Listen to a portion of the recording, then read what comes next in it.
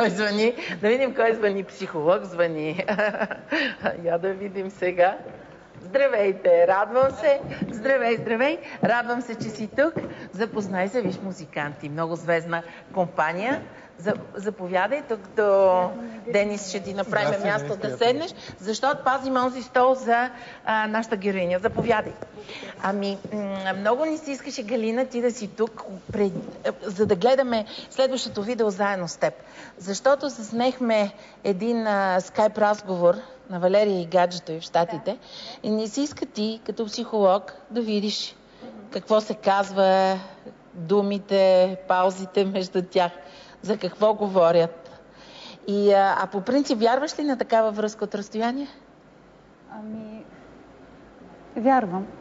Само, че пак всичко си има граница до един определен момент. Да речем 1-2 години, да, може. Аз мисля, че точно от това изплаша на нашата героиня. Точно от това, че дълго не може да продължава това. Нали? Знаете ли, зависи много и от другия човек на среща. Аз съм видяла гледната точка и доколкото можах да се изградя някакво много така повърхностно впечатление за Валерия.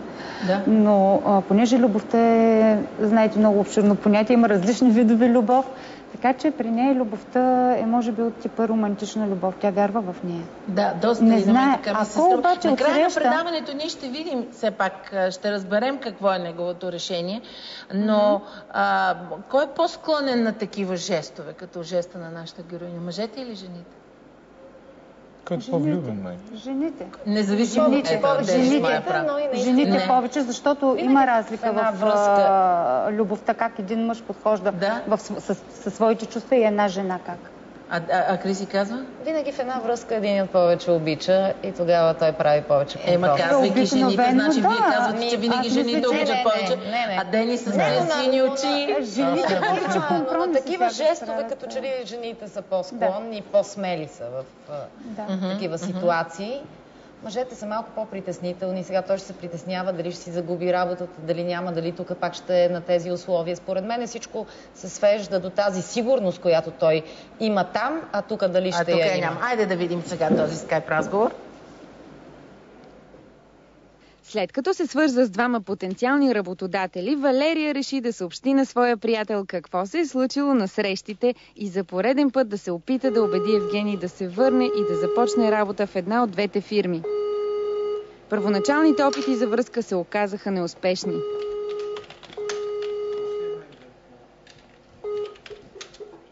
В момента звъним на Евгений и аз очаквам да му представя офертите и той да каже дали някой от тях му допада. Само, че той не ми вдига. Предполагам, че не се отказва. Най-накрая упоритостта си каза думата и Евгений отговори на позвъняването. Ало, чуваш ли ме? Ало, чуваш ли ме сега? Чуваш ли ме? Въпреки че се свързаха, те не успяваха да се чуят. В крайна сметка, двамата успяха да проведат един накъсан и с лошо качество разговор. Валерия обясни на Евгений естеството на работата в двете фирми и какви са условията там. Първата фирма се намираше в село Иваняне и това я тревожеше малко. На километър и половина след Люлин. Ама си представи, че като тръгнеш по околовръстното от Гоце Делчев, отгоре минаваш Горнобански път, има още там 10 минути. Това е. Между другото, тази първата фирма мене ми хареса като фирма, макар че там бачкането според мен ще е яко. В смисъл, ще е много работа. Ама поне правиха някакви интересни неща, ние като бяхме там и този ми показа някаква огромна врата, правят плъзгаща се, примерно беше голяма около 4 метра, която трябва да се отваря като сезам и като я докоснеш, имало някаква система италианска и като я докоснеш и тя се отваря. Това беше доста интересно. А тази втората фирма, която всъщност работата ме е много не ме привлече, честно казвам, нито мястото. И обаче се сещам за то, дето му звънях с дърворезбата, дето ти казах. Още преди това. Реално, ако ги съчетаваш двете, вече става по-нормално. И така, и не знам как ти звучи на тебе и изобщо... Ти ми кажи. Не, ми хареса като... Кое? Това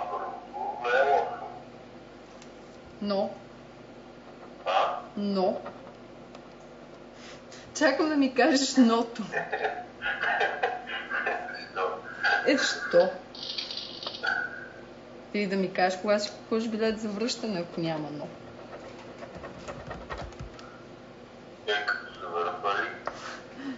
Добре.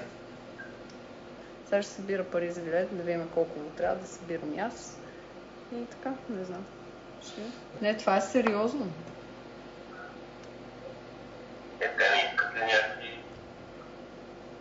Не искат. Да отидеш и да започнеш работа, това искат.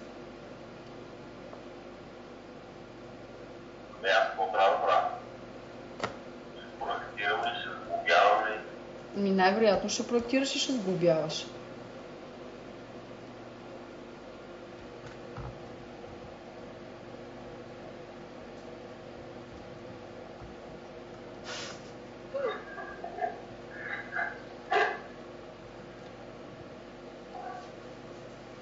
Не знам.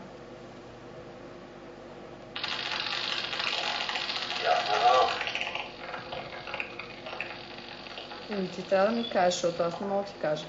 Не е нужда да ми кажеш сега. Като цяло. Ще си помислиш също отговор.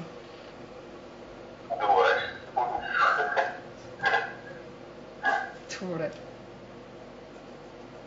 Като цяло ми изглежда спокойно и малко по-решително от обикновено, което ме обнадеждава. Айде, целувам те много. До после.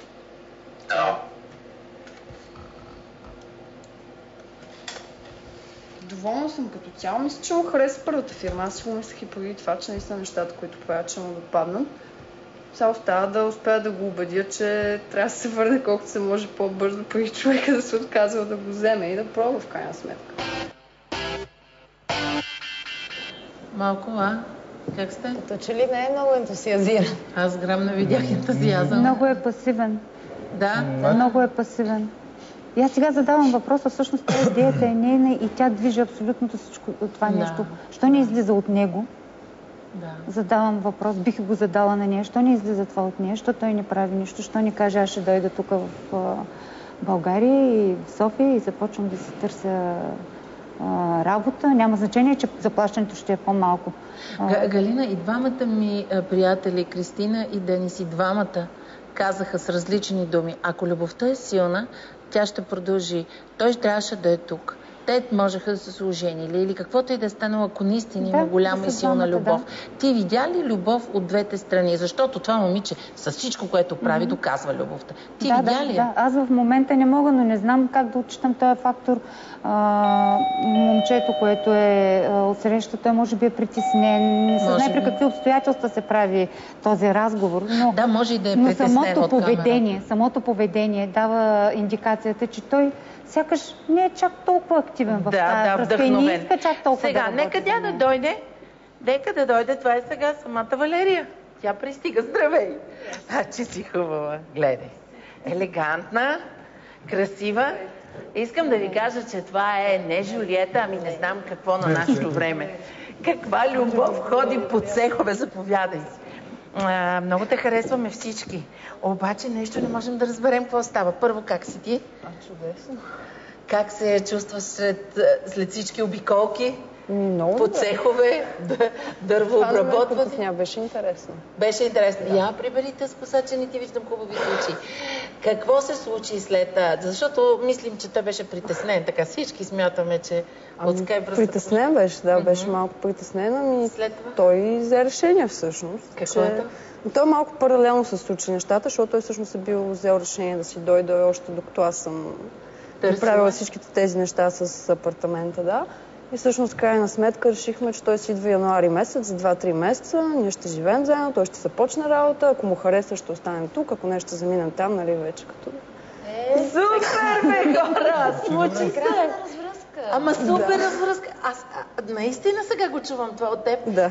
Това е най-хубавото, което може да се случи. Ами да. И това е за което аз говорих, че е добре да поживеят заедно, да видят как ще живеете заедно, нали?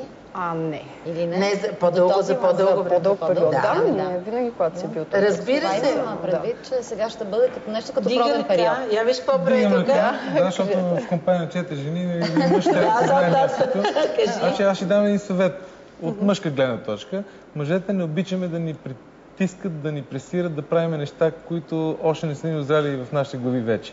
Тоест, преди да разбера, че вече сте взели решение и така нататък, ще ти кажа просто дай го по-лекичко. Той самия, при условие, че иска да е с тебе, той ще намери начин да вземе. И също така няма начин, това не е състезание по заживяване заедно или положение или нещо такова. Повече време за озряване, повече възможност, защото ти отиде в две фирми, тая или тая. Край и човека, нали, так, изправен пред някакъв паралел. А те не са само две. Значи, Времето свършва. За това да. искам да направя едно обобщение. Значи, днес се случи нещо фантастично в апартамента. Ти успя да върнеш момчето, макар и само за 3 месеца в България. Той има шанс да работи и в двете фирми, да опита коя ще му хареса повече. 2 фирми, с които апартаментът е свързан. От друга страна, ти имаш шанс за това, че те срещнахме и те запознахме с Денис. Той, като дойде твоето момче, Денис, поемаш ангажимент да го свържем с тези фирми, които правят декори за предавания. Той каза, че там заплащането вече е много по-добро, защото такива хора липсват. А Денис много добре знае и може да цени един човек, който е работил в чужбина, на какво се е научил и да вземеме от него. Ние да научим от него. Има хора, които търсят качествени хора да работят за тях, които са обучени на Запад. Продължавам какво се случи днес. Ти си имаш кома в мое лице, ако решите да се жените. Криси, ще я накарам да пее безплатно на сватбата, ако имате нужда от помощ психологическа, ето го и психолога. Как се чувстваш сега? Прекрасно. Аз се чувствам супер и още по-прекрасно,